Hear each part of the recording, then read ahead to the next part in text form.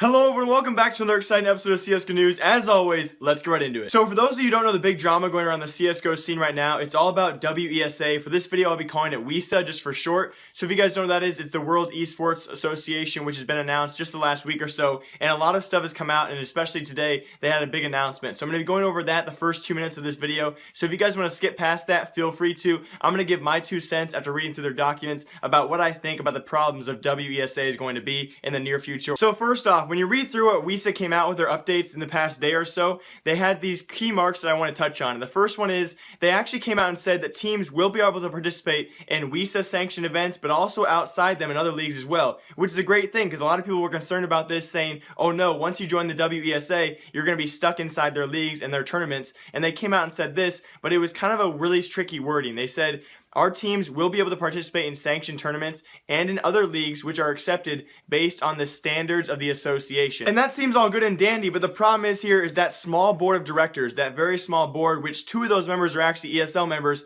that's the part of the association that's going to make these choices. So you guys might be thinking, no, it's a player union, it's a team union, the teams make the choices. That's not how it works. The board owns all these unions, the board owns WESA, and those few members are the ones that are going to be making the decisions based on if these teams can actually participate in other leagues. So I think that's a widely kind of, misconception here about this whole WESA thing. Yes, it's a team union, but the teams won't be making the choices. The high up people, those are the people that actually make the final decisions. Also, some other problems I have with this is right now there's no big NA teams. I know a lot of you guys are going to say NA CSGO sucks. That's not the thing. NA CSGO is a large part of the scene. There's no big NA organizations like Team Liquid or Cloud9 on the board or even involved in WESA. Maybe they've been invited, maybe they declined it. I'm not sure about that. There's also no Brazilian teams. And on top of this, there's no big NA teams, there's no big Brazilian teams. There's also no Astralis, the team that's known for being the team that actually broke away from organizations, which is the basis of this whole WESA, premise, and Astralis is not involved. And that even further than this, Astralis' founder Frederick Bizkov, as you guys know, the guy who kind of said, let's break away from organizations, let's be our own team, let's run ourselves. Again, the premise of WESA, he's not even on the board of directors for this, and he was, largely believed to be one of the main people who actually should be involved with this, and he is not involved either. So a lot of problems with this so far, and I do not agree with it. It's very, very skeptical what ESL is doing here. So I do want to apologize really quick because in my last video, I know I say sorry a lot, but I definitely misconstrued this whole WESA and analysis of it, and now that I've read more in depth into it, I'm really, really skeptical about this whole thing. Now, the large worries so far in the communities are the fact that ESL has a lot of power so far. They're afraid that this, a lot of us are afraid that ESL is in the future sometime going to take over the organization and really make it strict for, restrict these teams on where they can play and when they can play. And now the power of this is once you're in WESA, if these are lock-in contracts, the board of directors can tell you when and when not to play, where and where not to play. And it's just the power of a contract. They can never get out of it until that contract actually expires.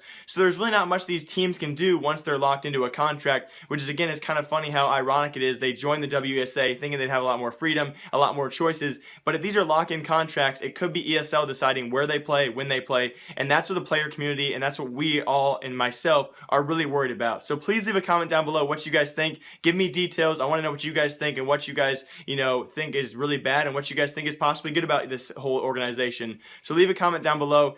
Let's get on to some more fun stories. And also in huge CSGO news, we had the E-League sponsors actually being announced, and the sponsors will be Arby's, Credit Karma, and Buffalo Wild Wings. And why I'm actually saying this is because the future of CSGO is going to be, reliant on bringing all these sponsors in, and apparently each of these deals were done for $2 million, so around a total of $6 million was brought in for E-League based off these 3 sponsors, which is huge news because first off, I love Arby's. I love me a big old medium or large roast beef sandwich. If you guys aren't from America, oh, they're to die for. And just in general, you have so many professional sports around the world, whether it be in Europe, America, Brazil, wherever you are, that get these high-end sponsorships. You hear about Super Bowl commercials, all those kind of things, NBA finals, whatever kind of commercials they pull in. And now we get $1 million sponsorship deals for CSGO E-League coming soon by the end of May. I just can't wait for it, and I will not mind watching Arby commercials. Now, Credit Karma, kind of a unique choice there, but oh well, those are big sponsorship deals in CSGO news. If only I could get a sponsor for $2 million, I would quit my day job. Maybe. Probably. Yeah, I would do so much for $2 million. Like a lot. And in shocking CSGO news, this might come as a surprise, but CLG's very own Fugly, a lot of people renowned him as one of their worst players on CLG. I don't want to make my own opinion on it. I'm not going to agree or disagree with that statement, but a lot of people have been saying that he has officially left CLG. Today was his last ECS match with them, and there will be more information coming soon. No, nor the organization nor himself actually released why he left the team or where he'll be going or if he's quitting CSGO for good. But yes, CLG Fugly has left CLG, and the continuation of downhill streams for, NA CSGO continues. Maybe Olaf Meister will go to CLG, yeah? And the CSGO News question of the week, I don't know if I'm going to start doing this, was actually sparked by Thorn, a tweet he tweeted out not too long ago about the best player in the world at CSGO as of this moment. Now, I know we can probably take out Olaf Meister because he hasn't played in such a long time, but I want you guys to comment down below who you guys think is the best CSGO player in the world, and give me reasons as to why. You can be, the tournaments they've won, their KDR in the past few tournaments or matches they've had, their match play records, whatever you guys want to put down below for information-wise. I want you guys to comment down below who do you guys think is the best CSGO player in the world and why. I'm curious to find out what the majority says. And maybe if I actually have some time this weekend, I'll actually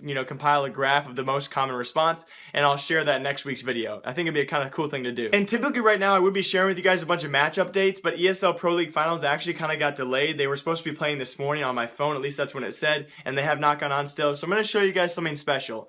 This is not necessarily how much I make on YouTube because I can't show you the full numbers, but I know a lot of you guys are probably wondering, oh my gosh, Jake, you've gotten a lot bigger the last few months or so, and I want you guys to know I do not make a living off of YouTube, so I really want to share this stuff with you. This stuff that you guys are about to see is kind of personal, so take it as you want. I don't know when I can actually show you guys, so I'm going to blur out some of the things, but I want you guys to know I do not make a lot of money off of YouTube. It's not my living. It's not even basically a side job. It's just a hobby I do for fun. And I just recently actually started putting advertisements on my videos about 2 days ago because, I don't know, I got jealous and selfish. But I know a lot of you guys probably think, oh my gosh, Jake makes thousands of dollars off YouTube. He's probably making bank, working full-time, making videos. I barely make enough to scrape by, but it's still super fun. I just want you guys to know and never pick on me for, making a bunch of money because I really don't. So here's what I'm going to show you guys, and I hope you all enjoy.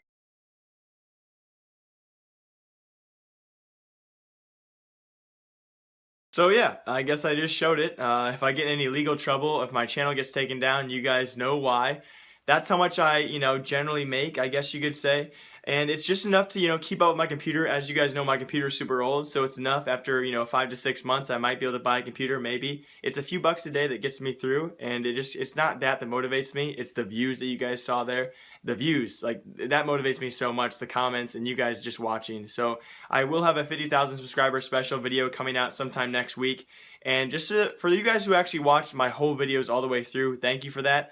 I'm going to be sharing some with you right now. My 50,000 subscriber special video was a video that I made a long time ago, and it's a very personal video. It's very sad. It makes me sad watching it, and just talking about it now makes me kind of sad. So it's very personal. I hope you guys enjoyed that video. That will be out sometime next week, and I hope you guys do enjoy that. It's a very personal video. It's very emotional for me to have done that video and keep on watching it. So as always, thank you guys so much for watching and your constant support, your likes, your comments down below. I cannot thank you all enough for that. I will be back tomorrow with another CSGO News video. Until then, remember, live, love, laugh a lot. Remember, I like you. I'll see y'all tomorrow. Goodbye.